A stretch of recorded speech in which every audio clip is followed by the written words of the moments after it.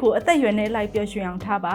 ကလေးတွေရဲ့ပျော်ရွှင်မှုကသူတို့ရဲ့အသက်အရွယ်နဲ့လိုက်ပြီးတော့မှအဓိပ္ပာယ်တွေလည်းမတူညီကြပါဘူးကလေးတွေရဲ့အသက်အရွယ်နဲ့လိုက်တဲ့အတွေ့အကြုံလေးတွေကိုပေးခြင်းဟာအကောင်းဆုံးသောပျော်ရွှင်မှုကိုဖန်တီးပေးတာပဲဖြစ်ပါတယ်ဥပမာနှစ်အရွယ်ကလေးကကစားစရာလေးတွေနဲ့ဆော့ကစားရတာပျော်ရွှင်ပါတယ်ဆယ်ကျော်သက်လေးဖြစ်လာပြီဆိုလို့ရှိရင်တော့တငယ်ချင်းတွေနဲ့အတူသွားလာလှုပ်ရှားရတာအတူတူကစားရတာအတူတူဂိမ်းတွေစုပြီးတော့ကစားရတာဒါတွေကသူတို့ရဲ့ပျော်ရွှင်မှုတွေဖြစ်လာပါတယ်ဒါကြောင့်မလို့မိဘတွေအနေနဲ့အကန့်အသတ်ရှိတဲ့ကလေးတွေရဲ့ဘဝကိုအချိန်နာရီတွေကိုစောလင်စွာနဲ့ကလေးအရွယ်နဲ့မလိုက်အောင်ကြီးကြီးမားမားဖိအားတွေပေးမိတာမျိုးဒါမှမဟုတ်ကလေးတွေရဲ့အရွယ်နဲ့မလိုက်တဲ့ကစားစရာဆော့ကစားစရာတွေကိုဆော့ကစားစီတာမျိုးကရှောင်ကျဉ်ရမှာဖြစ်ပါတယ်ကလေးတွေနဲ့အသက်အရွယ်နဲ့ကိုက်ညီတဲ့ပျော်ရွှင်မှုကိုပြည့်ပြည့်ဝဝပေးခြင်းရတာလေအရေးကြီးဆုံးဖြစ်ပါတယ်ဒါကြောင့်မိဘတွေအနေနဲ့အချိန်အကန့်အသတ်ရှိတဲ့ကလေးတွေရဲ့ဘဝမှာစောစောစီးစီးနဲ့စိတ်တွေလောပြီးတော့မှတင်နှန်းတွေပေးတတ်တာအရွယ်နဲ့မလိုက်အောင်ဖိအားတွေပေးပြီးတော့မှတင်ယူစေတာမျိုးကိုလည်း